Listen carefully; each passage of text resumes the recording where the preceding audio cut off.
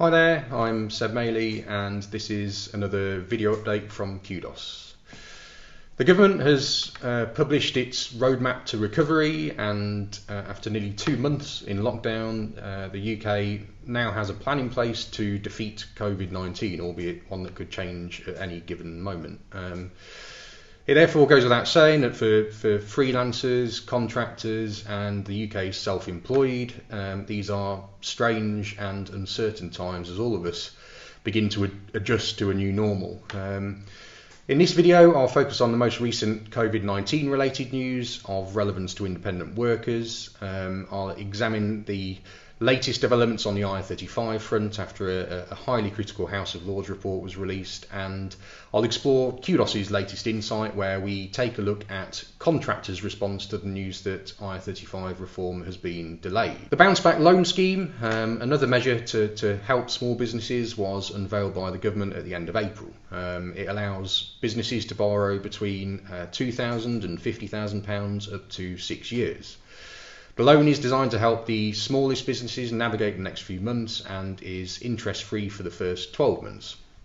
The government will cover any fees for this period too. Granted, whilst this is finance that must be repaid, it could potentially offer limited company contractors a vital financial lifeline. As of the 4th of May, the government started taking applications, with accredited lenders apparently quick to transfer the funds to businesses. The Coronavirus Job Retention Scheme opened for applicants on the 20th of April and now supports millions of UK employees with 80% of salary up to £2,500 a month, and payments are now being made. Rishi Sunak also announced that the furlough scheme, as it's often called, will be extended to the end of October, although companies will be expected to start sharing the costs from the end of August. While limited company contractors can apply for this scheme, the government has come under fire for only including PAYE salary and excluding dividends in the initiative. In doing so, hundreds of thousands of freelancers and contractors are only likely to be able to claim 80% of £700 or so each month. As a result, the pressure is mounting on the Chancellor to allow individuals who pay themselves salary and dividends in the scheme, although it does seem unlikely that it's going to bow to this pressure. The government self-employed income support scheme, which limited company contractors aren't eligible for, has also now opened for applicants. Coronavirus aside, the House of Lords published the long-awaited report into the IR35 legislation towards the end of April.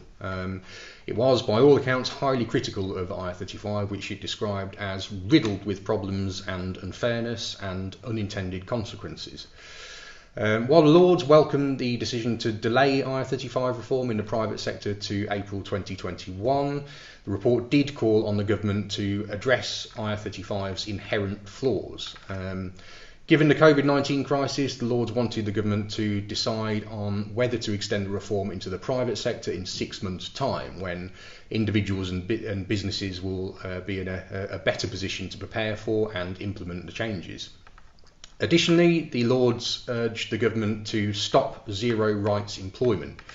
This occurs when a contractor is placed inside IR35, where they will be taxed as an employee, but do not receive any employment rights in return. Having previously promised to look into aligning tax status with employment rights, this is something that at Qdos we believe the government must finalise before the April 2021 rollout.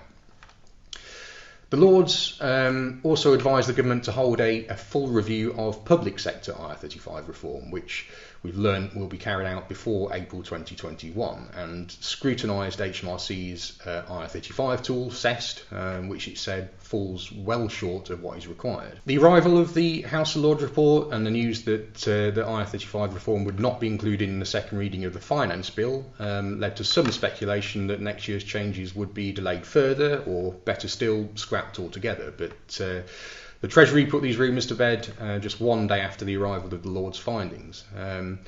Speaking in Parliament, the Treasury's Jesse Norman, while carrying out the second reading of the finance bill, addressed the issue of IR35, and much to contractors and private sector firms' dismay, he reiterated that IR35 reform will be introduced next year as planned. He said, and I quote, Government will introduce an amendment to the bill in due course to legislate for a new commencement date of the 6th of April 2021. Needless to say, as things stand, it seems as though the House of Lords report has fallen on deaf ears. The government seems committed to pressing on and introducing I-35 reform next year, despite being urged not to. As a result, contractors, recruiters and private sector businesses must continue to prepare for the arrival of the changes. With the right approach, they can be managed. We recently welcomed back the results from the latest Qdos survey. We asked over 1,000 contractors how they will respond to the news that I-35 reform in the private sector has been delayed by 1 year. As you can see, while nearly 1 in 2 contractors hadn't had their I-35 status set by their client, most of those who did and were placed inside I-35 told us that they will reject this decision. Additionally, the majority of contractors working via an umbrella company or as an employee due to the reform intend to return to working outside I-35. While contractors will retain the right to decide their I-35 status for another 12 months in the private sector, these workers must check to ensure that their clients will re-engage them outside legislation, having already placed them inside I-35. It also goes without saying that contractors make sure that they belong outside I-35 before making the move, and an I-35 status review supported by I-35 insurance will offer expertise when determining status and protection from the risks. It goes without saying that these are worrying times for everyone, particularly independent workers. They do not have the same protection as employees and continue to slip through the cracks of the government's COVID-19 support. However, the Prime Minister has taken an important step in opening the economy up again, albeit tentatively. This move will hopefully start to repair the damage that COVID-19 has caused to the oil and gas industry, for example, along with manufacturing, engineering and IT that continue to suffer.